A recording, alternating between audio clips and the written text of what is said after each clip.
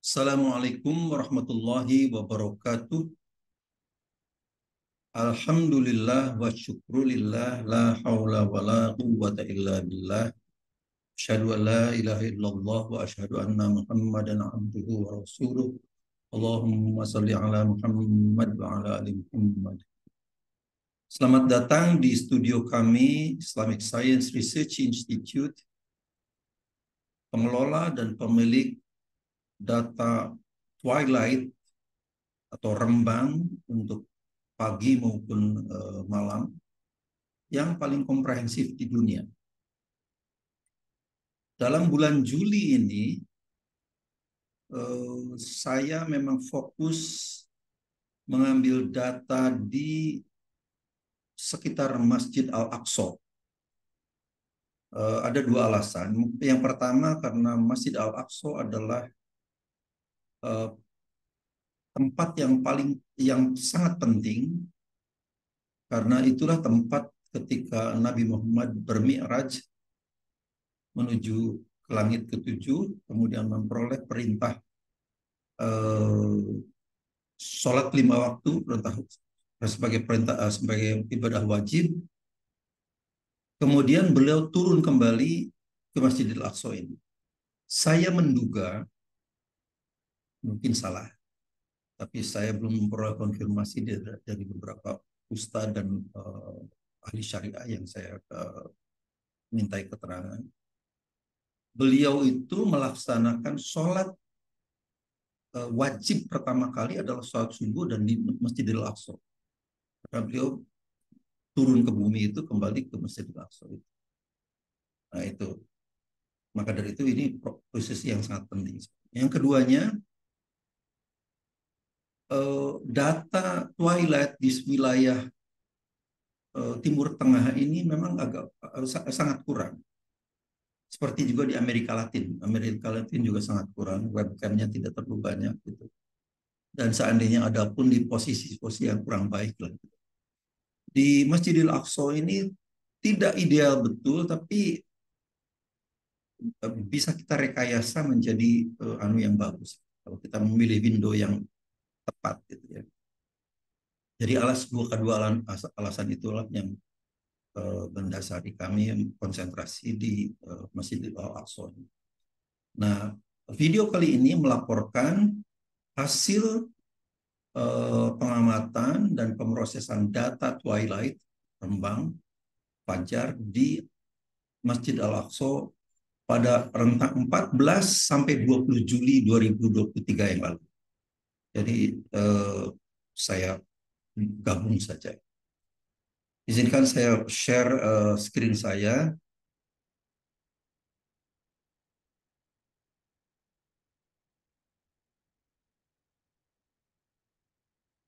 Oke, ini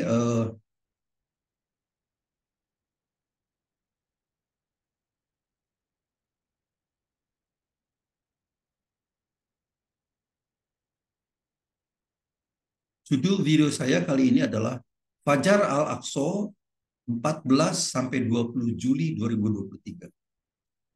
Seperti biasa, saya dari Islamic Science, saya Tono Saksono dari Islamic Science Research Institute. Video ini melaporkan hasil pengamatan kelahiran Fajar di Masjid Al-Aqsa pada 14 hingga 20 Juli 2023. Cuaca pada rentang hari ini sangat baik. Bahkan tadi pagi pun saya mengambil data juga sangat baik. Jadi ini alhamdulillah sekali ini. Hampir 1 bulan. Ada beberapa hari yang berawan, tapi mungkin 90% bagus. Analisis proses data video pada 17 Juli saya berikan contohnya di sini. Tapi meskipun proses yang kita tampilkan sebetulnya yang kita laporkan adalah 14 sampai 20 Juli. Cuman 17 Juli ini kita ambil sebagai contohnya. Mengapa? Karena ternyata ini kami ambil pada rekaman dilakukan pada 4:03. Fajar astronomis pada 4:08. Jadi 5 menit sebelum fajar astronomis. Karena pada saat fajar astronomis inilah azan subuh dikumandangkan di Masjid Al-Aqsa. Ya. Jadi ini memang ini apa tuh umat Islam di eh, Palestina percaya bahwa fajar astronomis itu ya fajar sodik itu. Nanti kita buktikan bahwa itu ternyata tidak betul. Azan subuh bertepatan dengan fajar astronomis pada saat matahari 18 derajat di bawah. Jadi pada 4:08 tadi. Suara dan gambar langsung terekam saat matahari minus 19 derajat. Jadi ini nih, biasanya agak delay, jadi suaranya sudah terekam tapi videonya itu baru terekam kira-kira 9 menitan terlambat. Tapi ini nih, nggak tahu kenapa kok apa begitu terekam, dua-duanya terekam, suara dan gambarnya. Namun fajar sodik ternyata baru muncul pada pukul 4:52:35 saat matahari pada sudut kedalaman 10,7 derajat di bawah 10,7 derajat ya. Jauh dari titik fajar astronomis yang 18 derajat di bawah. Jauh. Jadi dari azan itu jauh sekali. Nah, kemudian usulan saya agar ormas Islam dan otoritas resmi tentu saja, termasuk misalnya Majelis Ulama Indonesia, organisasi-organisasi sebesar seperti Muhammadiyah, Nahdlatul Ulama, segera memasang webcam di tempat-tempat strategis untuk memantau kehadiran fajar, memperoleh sambutan yang baik. Ya. Di antaranya termasuk dari ex-kolega saya di University Tun Hussein On Malaysia, di Johor. Saya pernah mengajar di sana selama 7 tahun. Mereka menyambut ini dan tapi ya nggak tahu serius atau tidaknya apakah mereka bisa mengupayakan untuk segera memasang webcam itu tidak tahu. Tapi yang jelas dari kelompok-kelompok Muslim di Jakarta ada yang uh, sangat agresif sekali menghubungi saya dan bahkan dalam tempo dekat kita akan mendirikan sebuah lembaga uh, training lah untuk ini untuk mentraining anak-anak muda supaya mereka apa tuh melek pada ilmu falak. Mudah-mudahan ini akan berkembang jadi gerakan umat yang diikuti oleh universitas, lembaga swadaya masyarakat atau non government organization pencari kebenaran, ya, dengan atau tanpa keterlibatan otoritas resmi. Jadi otoritas resmi ini biasanya lebih lamban, resisten, dan cenderung subjektif lah. Biasanya seperti itu. Nah, harus diwaspadai, nah ini adanya resistensi dari para pakar yang cenderung memberikan bad advice pada otoritas kekuasaan. Ini ada nih pakar-pakar yang kerjaannya tuh memberikan advice yang jelek pada otoritas kekuasaan karena dia merasa memperoleh kepercayaan. Salah satu contoh kasusnya adalah kasus Labuan Bajo pada 24 April 2018 adalah satu contohnya. Ya. Puluhan pakar melakukan observasi langsung, tapi hasilnya berkualitas rendah. Ada seorang penonton video saya dari Lampung memprotes saya. Mengapa Bapak selalu mengatakan bahwa data Labuan Bajo itu blunder dan sebagainya? Kan perbedaan itu biasa, kira-kira begitu anunya. Dia mengatakan. Saya bilang perbedaan itu biasa kalau metodologinya betul.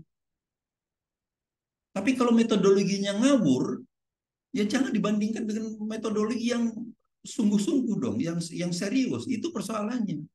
Dan ngawur itu akan saya buktikan.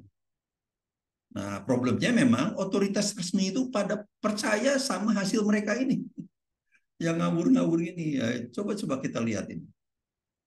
Ya, mengherankan kerja puluhan pakar bahkan birokrat yang dibayar dengan pajak rakyat, namun kerjanya serampangan dan nganggur.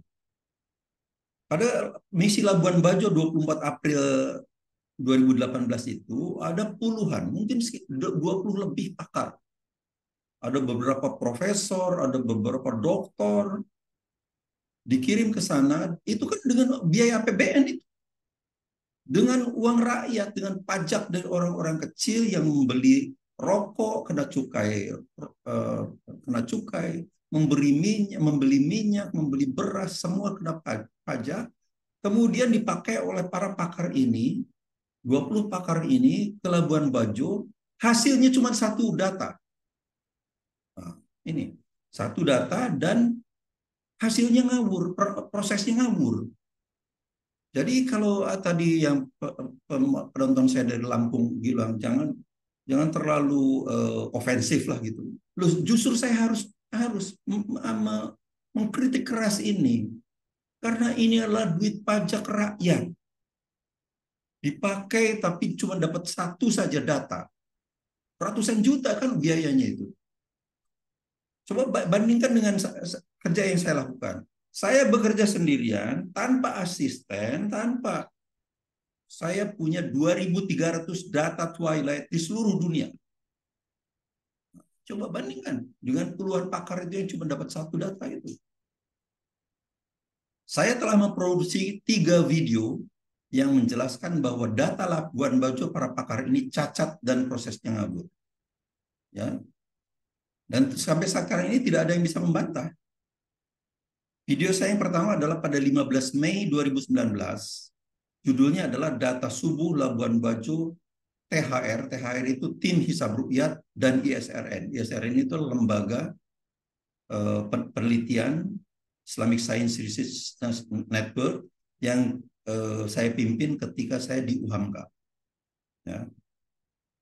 Sekarang saya sudah tidur di UHAMKA lagi. Jadi ini ada, silakan. Masuk ke YouTube, ketik ini, data subuh Labuan Bajo THR dan SN. Kemudian pada 13 Mei 2020, kira-kira setahun kemudian, saya tulis lagi, saya buat lagi video. Belum ada fajar saat nautical dawn di Labuan Bajo. Nautical dawn itu 12 derajat artinya. 12 derajat di bawah ufuk. Matahari 12 derajat di bawah ufuk. Yang ketiga, pada 26 Oktober 2022, jadi 2 tahun kemudian, lagi blunder proses dan data SQM Labuan Bajo. Nyatanya ke-20 pakar itu tidak bisa membantah. Kalau memang bantahlah itu dengan data lagi kan gitu. Silakan masuk ke YouTube dan search dengan keywords di atas. Oke. Mudah-mudahan nanti insya Allah pada deskripsi di bawah akan saya berikan juga link untuk 3 video dia ini. Oke. Sekarang saya tekankan lagi tentang hoax pembagian fajar. Ini selalu saya tekankan. Bumi itu berputar seperti ini.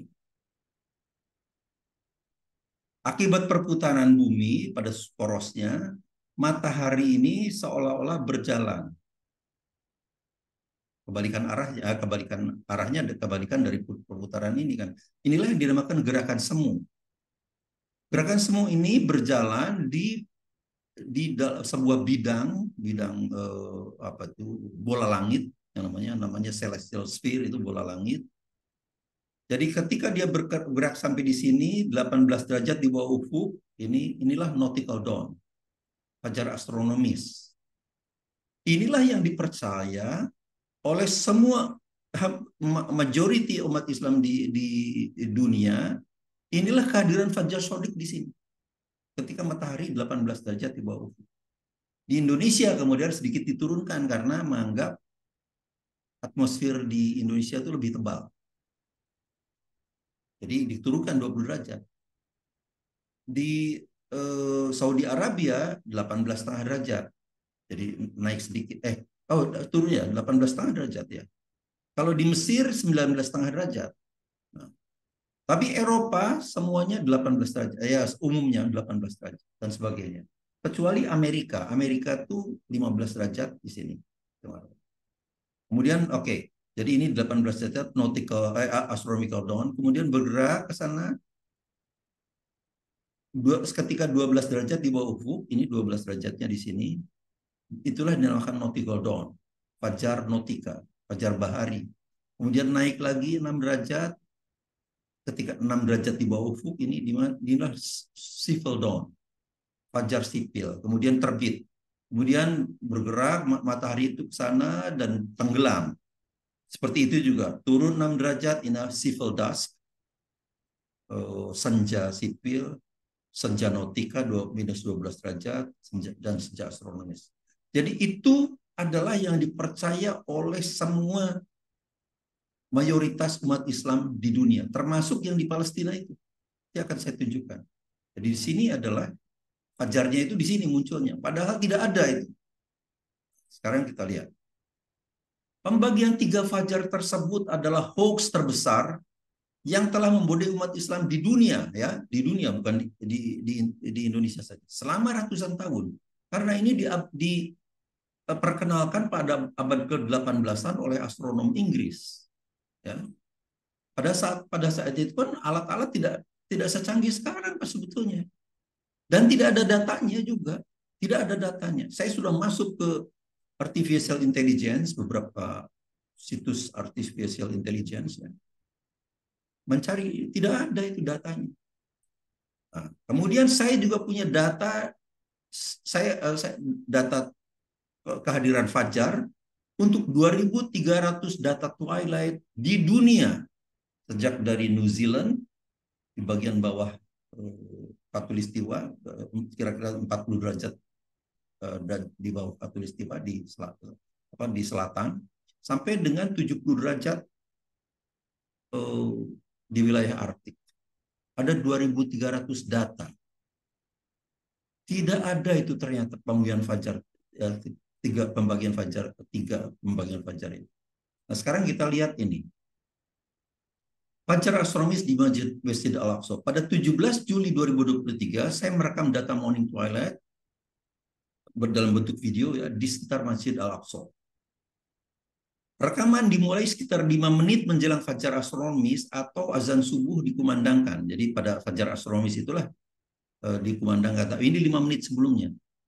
Jadi kalau azan itu pada fajar astronomis 18 derajat di bawah ufuk matahari, maka ini kira-kira 19 derajat. Karena 5 menit sebelum. Oke. Saat azan inilah dugaan lahirnya fajar astronomis, yaitu pada kedudukan matahari 18 derajat di bawah ufuk.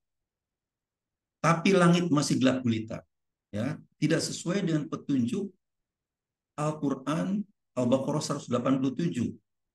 Wakulu, dan makanlah, washrobu, dan minumlah, hatta, sehingga yatabayyana lakum, jelas bagi kalian. Ingat, jelas bagi kalian. Jadi tidak remang-remang, jelas bagi kalian. Khaitul abiyadu, benang putih, dan minal khaitil aswadi, dari benang hitam pada saat fajar. Jadi ini perintahnya sudah sangat jelas dalam Al-Quran. Fajar sodik ternyata baru muncul saat matahari pada kisaran 10,7 derajat di bawah ufuk. Kan jauh sekali dari 18 derajat. Jadi 7,3 derajat Pak perbedaannya itu. Coba bayangkan. Itu kira-kira 43 menitan. Nanti kita lihat. Saya akan berikan bukti fisiknya. Data webcam tersedia secara real time 24 jam per hari, 7 jam per minggu, 24/7. 24 jam per hari, 7 hari per minggu. Di sini datanya.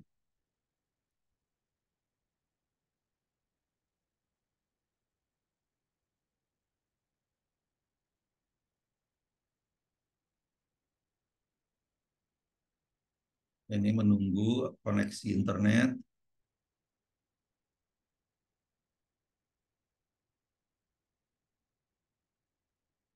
Nah, ini. Koneksi ini dilakukan saya membuat video ini pada saat ini adalah jam 16.20. Jadi kalau di sana itu dikurangi 4 jam. Jadi kira-kira 12.20. Jadi siang memang di sana. Jadi saya mengambil rekamannya itu pada pukul 8. Jadi di sana itu pada pukul 4 kan gitu. Nah, saya mengambil datanya karena saya concernnya adalah pada langit ini, perubahan kecerangan langit ini. Jadi saya mengambilnya begini, windownya. ke sini, dari sini ke sini, terus ke sana, terus ke sini. Itu windownya. Saya kan tidak peduli dengan ini. Ini real time. Ya, ini real time. Ini adalah kondisi pada saat jam 12.20 di Jerusalem. Ini pondok ratapan eh, pondok ratapan untuk pria, ini tembok ratapan untuk pria, ini tembok ratapan untuk wanita. Ternyata dipisah. Jadi itu datanya. Cuman sekarang siang karena saya sekarang ini saya merekamnya pada pukul 16.20. Oke, jadi itu ada, datanya ada. Jadi saya merekamnya begini, window ke sana, ke sana. Oke, oke. Kemudian video twilight dan rekaman azan subuh ada di sini. Jadi setelah saya rekam, ini videonya adalah di sini. Pada 17 Juli ya. Ini suara-suara apa itu salawatan semacam gitulah yang ada di masjid itu.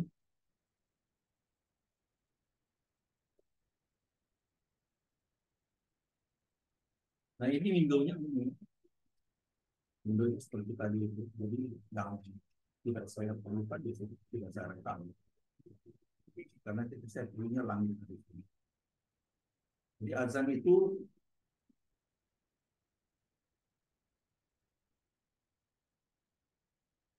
ini sudah mulai jalan. Ini sudah mulai jalan.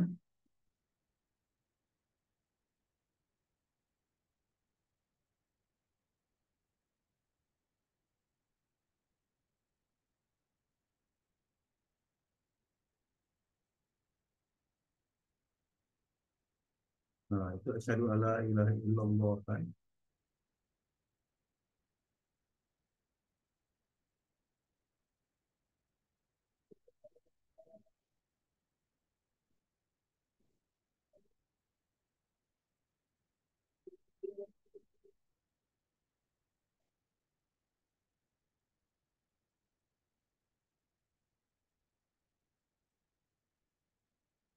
Oke, mudah-mudahan terdengar itu kalau di komputer saya cukup jelas lah. Oke, saya lanjutkan aja. Tapi ini masih gelap sekali. Ini sudah 11 menit 47 detik. Ini masih gelap. Saya di sini. 23 menit 29 detik. Masih gelap. Coba di sini.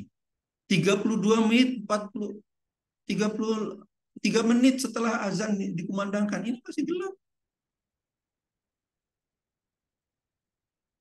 44 menit juga masih kelihatan gelap. Coba di sini. Nah, kalau ini sudah agak terang ini. Sudah agak terang. Itu sudah 51 menitan. Nah, ini sudah jelas. Ini memang sudah 57 menit sekarang. Nah, ini. Nah, jadi itu data videonya. Datanya ada. Jadi saya bukan ngarang ya. Saya tidak ngarang. Kemudian tidak seperti yang lalu, suara dan gambar langsung terekam pada detik pertama. Jadi biasanya itu eh, video apa gambarnya itu terlambat 9 menitan. Ini kok alhamdulillah detik pertama langsung terekam dua-duanya. Video suara dan gambar. Video resolusi 30 frames per second. Jadi video tadi aslinya 30 frames per second. Ada 30 jepretan pada 1 detiknya. Kemudian diekstrak menjadi 251 still images dengan resolusi temporal 20 detik. Jadi yang tadi sekira itu di sampling setiap 20 detik. Sampling ya. Itu biasa, itu dalam statistik biasa seperti itu. Foto pertama adalah seperti ini. Yang pertama ya. Nah ini foto yang pertama saya ini. Ya, ini pada pertama ini diambil pada minus 19 derajat di bawah ufuk. Minus 19 di bawah ufuk. Masih gelap. Gelap total. Kemudian, ini setelah diekstrak ya. Kemudian pada foto 251 yang terakhir, nah ini. Foto yang terakhir, ini. Jadi Ini adalah meskipun ini window-nya sangat kecil ya, kecil saja, tapi ini sudah cukup ideal karena ini adalah menunjukkan pertemuan antara langit dan daratan yang bisa dibedakan dengan sangat jelas. Inilah yang oleh Al-Baqarah 180 dikatakan hatta yatabayyana lakumul khaytul abyadu minal khaytil aswadi minal fajr. Nah, dari foto yang pertama, antara foto pertama dan foto yang terakhir inilah kemudian saya harus menentukan di mana itu fajar astronomis, fajar sodik muncul. Oke. Nah, ini kira-kira anunya apa prosesnya. Saya kira saya sudah berkali-kali jelaskan ini. Jadi ini adalah dummy number 1 sampai 29. Ini adalah eh, nomor fotonya nomor 1, 10, 20. Ingat ya, dalam 1 sampai 2 itu 20 detik. Jadi kalau 1 sampai 10 ya kira-kira ya 9 dikalikan 20 detik lah ini. Atau 10, 20 ini. Ini kan 10 kali 200-an detik lah ini bedanya antara ini dan ini. Kemudian saya sampling waktunya ini dengan waktu ada yang waktu tahu ini kedudukan matahari bisa dihitung. Berarti pada saat ini pada foto pertama ini matahari minus 19 derajat di bawah, artinya 19 derajat di bawah ufuk. Standar deviasinya saya hitung. Nah, ini standar deviasi ini yang merah-merah ini. Yang ini 10,2, jadi kira-kira ada di sini dan sebagainya. Kemudian itu dimodel secara matematik sehingga muncullah fajar itu either ini atau ini. 10 pada saat 451 atau 45235 ya, 45115 atau 45235. Ini dalam matematik biasa itu karena sebuah akar sebuah persamaan pangkat tinggi itu kan tidak satu akarnya. Munculnya bisa 2, bisa 3 gitu. Nah, ini jadi cuman kemudian saya harus verifikasi dengan metodologi lain. Ternyata saya memverifikasi ini yang betul adalah ini. Yang lebih tepat lah, bukan yang betul. Yang lebih tepat adalah ini. Pada 4, 51, 15, 10,7 derajat. Jadi ini. Jadi eh, kalau fajar astronomis itu tadi azan itu dilakukan pada pukul 4, 8.42 pada saat matahari 18 tadi juga di bawah ufuk. Kemudian matahari terbit itu pada 5.4505 sehingga rentang subuh menurut anggapan Muslim di Palestina itu adalah ini dikurang ini 1 jam 36 menit 23 detik. Oke, jadi ini bisa dihitung kecepatan matahari bergeraknya matahari adalah 5,4 menit per derajatnya. Kalau di Indonesia cuma 4 derajatan kira-kira. Ini 5, jadi lebih lagi. Nah, ternyata fajar itu munculnya adalah pada 451 ini 15 ini pada kedudukan matahari 10,7 derajat. Sehingga kalau matahari terbit dikurangi ini rentang subuhnya itu cuma 53 menit 50 detik saja. Jadi jauh dari 1 jam 36 3 detik kan. Jadi kalau azan tadi itu berarti fajar sodiknya baru muncul 42 menit 33 detik kemudian. Masa umat Islam ini menganggap ini bukan hal yang sangat serius? Seharusnya ini sangat serius sekali. Sangat serius sekali. Makanya harus ini menjadi perhatian kita semua di dunia. Animasi kehadiran fajar pada original image dapat dilihat di sini. Ini untuk memverifikasi ya sebagai bukti bahwa ini anunya ini adalah foto pertama pada 4/2/35 ketika matahari 19 derajat di bawah ufuk gelap total seperti ini. Kemudian ingat anunya adalah ini hatta yatabayyana lakumul khaytul abyad minal khaytil aswadi minal fajr. Ini harus kelihatan jelas batasnya antara pertemuan langit malam dan siang itu. Kita lihat pada foto 10 atau nomor 10 pada 4/3/15 ketika 18 tahun. Terus nah ini 17 derajat 18 derajat kira-kira lah. Ini masih gelap. Kemudian 15 derajat. Matahari 15 derajat di bawah ufuk. Masih gelap. 13 derajat. Oh maaf, 14 derajat kan. Katakanlah 14 derajat. Masih gelap juga. 12 derajat. Masih gelap juga. Nah, baru di sini pada kedudukan pada foto nomor 154 ketika pada jam 4:51:15 matahari 10,7 derajat di bawah ufuk ini sudah mulai kelihatan. Nanti akan kelihatan juga di metodologi lainnya ya kan kita. Nah, dan ini semakin terang ini. Nah, ini semakin terang.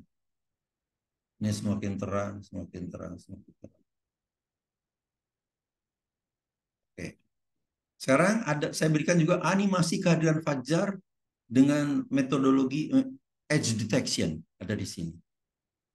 Nah, ini foto nomor pertama, nomor 10, foto nomor 20, 30, 40. Itu nanti kelihatan ada ini terhubung. Kalau ini sudah langit itu agak terang, daratan ini bisa sudah mulai terdeteksi sehingga ini terhubung. Ada satu garis yang menghubungkan ini. Coba kita lihat. Jadi kalau seperti ini, saya kembalikan lagi. Nah, ini ada, tapi kemudian menghilang. Nah, ini berarti bukan.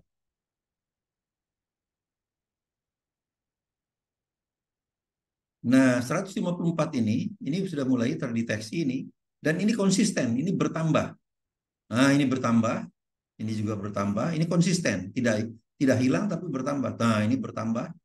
Jadi ini Hajar itu muncul pada foto 154 ketika matahari 10,7 derajat di bawah ufuk. Karena ini terus konsisten tuh lihat. Nah, inilah yang dinamakan hatta yatabayyana lakumul khaitul abyadu minal khaitil aswadil minal fajr. Ya. Nah, ini.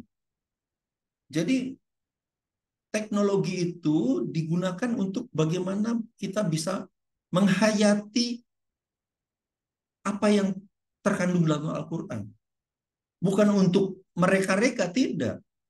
Menguatkan apa sebetulnya, apa yang dimaksud dengan secara teknologis gitu oleh ayat Al-Qur'an itu. Jadi itu sekarang tuh ya. Nah, sekarang saya berikan satu lagi. Animasi 3D surface rendering. Dapat dilihat di sini. Ini saya perbesar.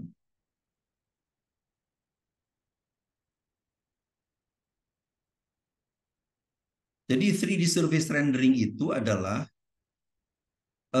foto-foto tadi itu yang ada berapa dari 1 sampai apa? Ada 29 kalau nggak salah foto itu tadi. Kemudian ditampilkan eh, eh, plot 3 dimensinya. Jadi kalau ada sumber-sumber sinar tadi itu ini kelihatan sumber sinarnya itu tadi kan lampu-lampu ini ada bangunan itu kan kelihatan. Tapi kalau yang gelap itu masih gelap seperti ini. Ini kan warnanya kan ini nih kira-kira nih. Jadi masih gelap. Kalau nol itu hitam gelap, kalau putih itu 255. Itu apa? Karena ini 8 bit image ya. Citra 8 bit. Jadi ini, nah kalau nanti ini kalau fajar sudah muncul, ini akan terangkat ini, mendekati ini, semakin mendekati ini. Jadi ini saya klik, saya agak karena ini lupa kalau nggak salah 118-an keluarnya itu.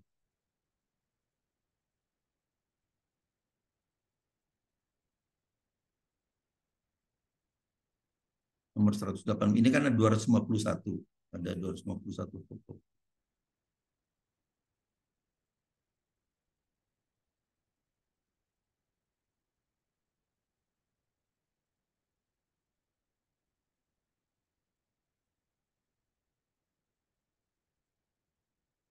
Belum juga rupanya.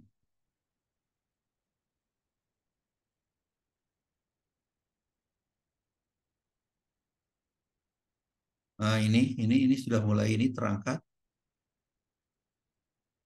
Nah, ini sudah terangkat.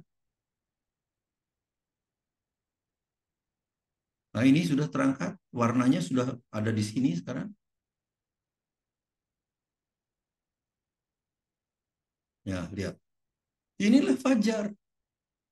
Nah, cuman memang kalau secara visual begini tidak, namanya bukan penyelesaian analitis kan. Jadi saya menyelesaikannya dengan secara analitis. Apa tuh dengan perhitungan matematik gitu. Ini cuma hanya untuk memverifikasi saja. Untuk memverifikasi kehadiran fajar. Ini adalah fajar ini. Ini kan warnanya sudah kuning, sudah di sini. Berarti sudah, karena langit sudah terang, ini grayscale-nya sudah 180-an ini. Nah, ini sudah semakin anu lagi, sudah di sini. Inilah fajar. Inilah fajar. Jadi kalau 18 derajat tadi betul-betul fajar sodik muncul pada 18 derajat, 5-10 menit kemudian aja sudah begini pasti. Jadi itu anunya, apanya tuh. Oke. Jadi semuanya itu adalah buktinya. Jadi saya bukan dalam, tapi memang ini untuk supaya kita yakin semua bahwa itulah fajar. Bukan cuma menebak-nebak, itu persoalannya. Nah, inilah yang hasil yang saya peroleh. Sejak tanggal 3 Juli 4 sampai 20 ya, kita laporkan semuanya. Ternyata ini kedalaman mataharinya nih 11,2 derajat di bawah ufuk, 9,9, 9,6, terus 20 Juli sampai 10,9 derajat. Jadi terlalu awalnya, azan itu terlalu awal 42 menit, 49 menit, 50 menit, 50 menit, 40 menit. Jadi ini terlalu awalnya. Jadi ini adalah satu bukti bahwa fajar astronomis adalah hoax. Tidak ada dalam kenyataannya. Simpulannya, saya mengajak sebanyak mungkin umat Islam di Indonesia, Malaysia, Singapura, dan Brunei Darussalam untuk bersama-sama mengkaji kembali kehadiran fajar sodik. Jadi kita jangan percaya saja sama astronom barat itu. Fajar sodik bukanlah fajar astronomis. Yaitu saat matahari 18 derajat bawah ufuk. Kita telah tertipu selama ratusan tahun mempercayai fajar astronomis yang tidak pernah ada. Tidak pernah ada. Saya punya 2.300 data. Tidak pernah ada.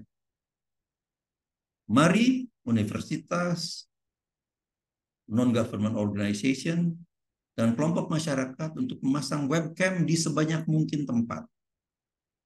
Organisasi Islam besar seperti Muhammadiyah dan Nahdlatul Ulama, Persis, Dewan Dakwah Islamiyah, dan sebagainya. Silahkan. Kita pantau kehadiran fajar sodik dan kita perbaiki kualitas sholat subuh.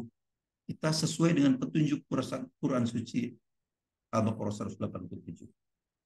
Saya siap membantu memberikan pelatihan bagaimana cara pengambilan datanya dan pemrosesan datanya. Kita sudah menggunakan belasan sensor modern ya, sejak dari drone, pakai drone, bahkan pakai all sky camera, pakai segala macam kamera. Ya, kita bisa berikan pelatihan bagaimana pengambilan datanya, bagaimana memproses datanya. Demi perbaikan kualitas ibadah kita, insya Allah saya siap membantu. Dari berbagai macam sensor modern termasuk webcam dan drones ya. Anda dapat mengembangkan lebih jauh dari algoritma dasar yang akan saya perkenalkan. Ya, jadi kalau memang harus diperbaiki, silakan perbaiki. Tapi dasarnya, saya kira algoritma dasarnya adalah. Tapi itu bukan tebak-tebakan itu, bukan tebak-tebakan, bukan asal gerambiangan kayak tim Hisab Ruqyat ke Labuan Bajo itu. Tidak seperti itu. Untuk memperbaiki kualitas ibadah kita semua. Demikianlah, semoga bermanfaat. Assalamualaikum warahmatullahi wabarakatuh.